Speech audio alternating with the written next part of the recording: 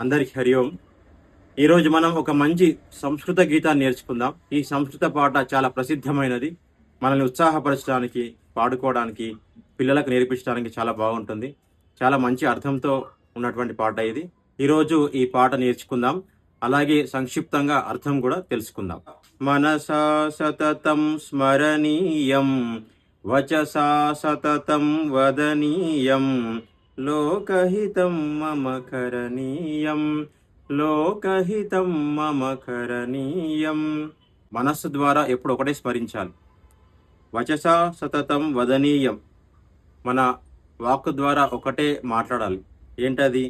లోకహితం మమ కరణీయం, ఎలా ఈ లోకానికి హితాన్ని చేకూర్చాలి, ఎలా నా ద్వారా 10 మందికి బెనిఫిట్ అవ్వాలి, శ్రేయస్సు చేకూరాలి, ఇది ఆలోచించాలట. మొదటి చరణం. నభోగ భవనే రమణీయం, నచ సుఖ శయనే శయనీయం, అహర్నిశం జాగరణీయం, లోకహితం మమ కరణీయం, లోకహితం మమ కరణీయం. నభోగ భవనే రమణీయం, భోగ భవనాల్లో ఉండాలని కోరుకోవద్దట. నచ సుఖ శయనే శయనీయం, పూల పాల్పులపై శయనించాలని అనుకోవద్దట. అహర్నిశం జాగరణీయం, కానీ నిరంతరంగా మేల్కొని ఉండాలి, అలర్ట్గా ఉండాలి. దేనికోసం?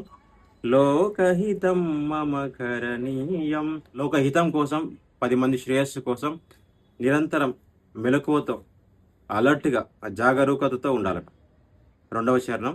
నజాతు దుఃఖం గణనీయం, నచ నిజ సౌఖ్యం మననీయం, కార్యక్షేత్రే త్వరణీయం, లోకహితం మమ కరణీయం, లోకహితం మమ కరణీయం.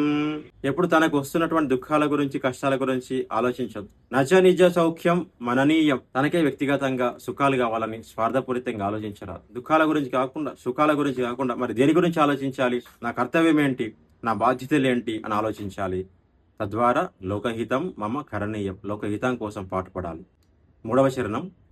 దుఃఖ సాగరే తరణీయం, కష్ట పర్వతే చరణీయం, విపత్తి విపినే భ్రమణీయం, లోకహితం మమ కరణీయం, లోకహితం మమ కరణీయం. దుఃఖ సాగరే తరణీయం, దుఃఖమనే సాగరాన్ని ఈదాలి. కష్టపర్వతే చరణీయం, కష్టాలు అనే పర్వతాన్ని అధిరోహించాలి. విపత్తి విపునే భ్రమణీయం, అంతేకాకుండా ఆపదలనే అడవుల్లో చరించాలి.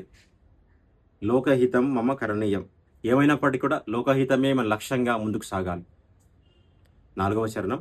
గహనారణ్యే ఘనాంధకారే, బంధుజనాయే స్థితా గహ్వరే, తత్ర మయా సంచరణీయం, లోకహితం మమ కరణీయం, లోకహితం మమ కరణీయం. గహనారణ్యే ఘనాంధకారే, కటిక చీకటితో నిండినటువంటి అడవుల్లో, బంధుజనాయే స్థితా గహ్వరే, అగాధాల్లో చిక్కుకుపోయిన మన బంధువుల కోసం, తత్ర మయా సంచరణీయం, వాళ్ళకు సహాయం చేయడానికి ముందుకు దూసుకెళ్ళాలి. లోకహితం మమ కరణీయం, ఆ విధంగా లోకహితం కోసం నిరంతరం కృషి చేయాలి. ఈ చక్కని సంస్కృత పాటని అందరం నేర్చుకుందాం, అర్థాన్ని కూడా మననం చేసుకుందాం. హరి ఓం.